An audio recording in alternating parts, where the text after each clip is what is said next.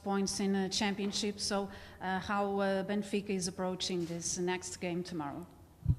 Yeah, by being very focused. I think the situation against the team after 6 match day who has no point is always a dangerous situation, because it's important not to underestimate the team, to analyze the team in a good way, and so we did that. I think they lost 4 of these 6 games only with 1 goal difference. They lost against Braga and Porto clear. But even if you see the first match day with the match against Porto, how many chances they were able to create and how good they played also in this match. At the end it was 5-1, but during the match it was an open game. So we respect the opponent.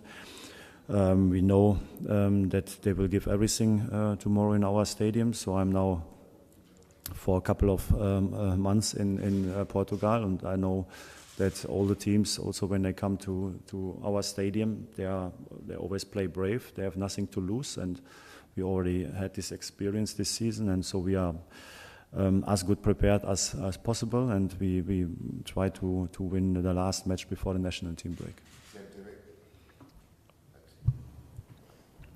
Hi, Mr. Pedro Prata, CMTV. Breaking Eriksen's records is an objective for you. Benfica will have to beat Marítimo, Vitória and Paris Saint-Germain. Is it possible?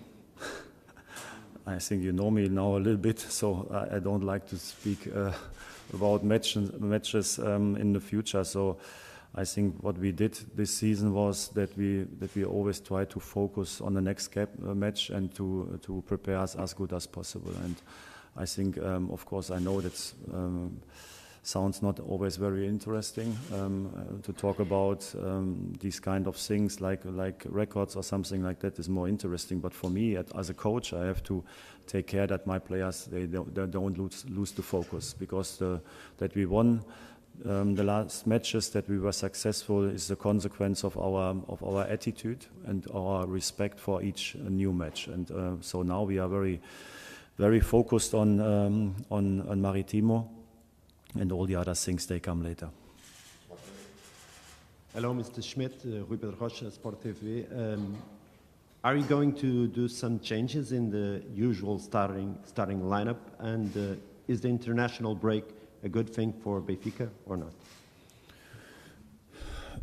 Yeah, maybe we do some changes, but I will decide that tomorrow. So I think we have to take care that we also check everything of the players. How's the condition of the players who played now in the last weeks a lot? I think it's 3 days between the matches, so I think there's 1 more day rest. So 2 days between is always more difficult, but 3 days normally the players are able to recover fully.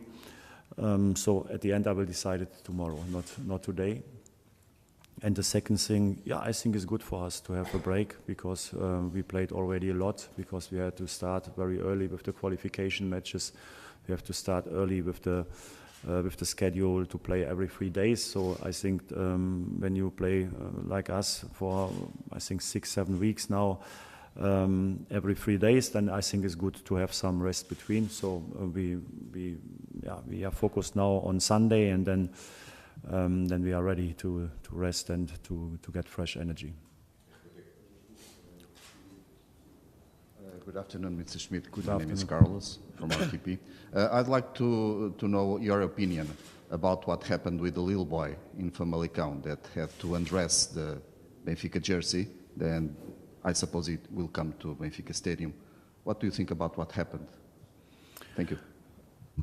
Yeah, of course, it's not acceptable, because I think that young boys or young girls have to take out the shirt in the stadium. I think is not good. It's also not necessary. But I think it is depending on the rule. So I think there's a rule that is not. They are not able to wear the shirts in certain areas in the stadium, but I think we have to think about the rule, because that something happened like that is not good for the fans, not good for the football, and especially not good for the kids.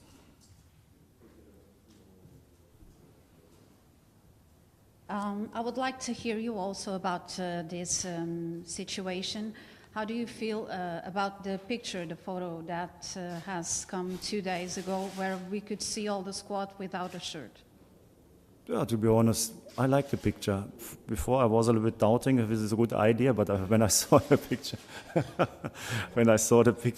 I think it's a great picture, a clear statement also of our players, and it shows also how connected they are to our fans. I think at the moment we have a very good relationship to the fans. They support us a lot, and I think also our players that always try to give their best and to show the fans that they are proud to wear the shirt of Benfica. So I think it's a clear statement, and I like the picture.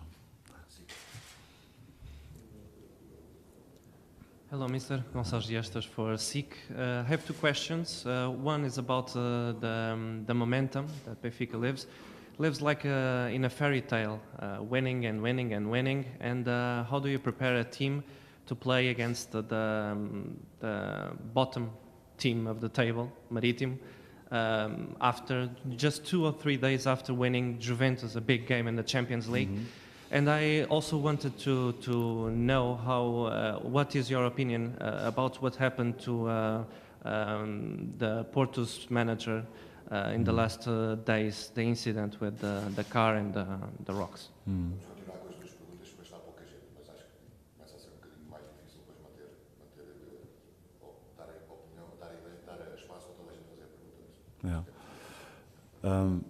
Yeah. First question. I think we already showed that we are able to, after games in the Champions League, to be focused again on the Portuguese league. And I think we talked about this point already at the beginning of the season. So we have high goals. So we want to win prizes. And if you want to win prizes, you have to show that you always are able to create the right attitude for each match, so that we want to achieve something special also in international competition is clear, but of course our main job is also to be very concentrated in the national competitions. And so if you want to win something, you have to play this kind of schedule, and to play this kind of schedule means always with the first whistle of the referee, you have to be ready to play against the team who trained the whole week to prepare themselves for the game. So as they have a different situation than us, so we only do almost recovery training, and then we have to play again. They can prepare themselves for the whole week. They are fresh. So that's the situation at the beginning, and then you have to play the game. You have to show in these 90 minutes that you deserve to win and the 3 points. I think until now we did it well. Also in difficult moments we were able to fight for the 3 points, and we have to be ready also on Sunday for maybe a difficult match. At the end, it's important that we win this game.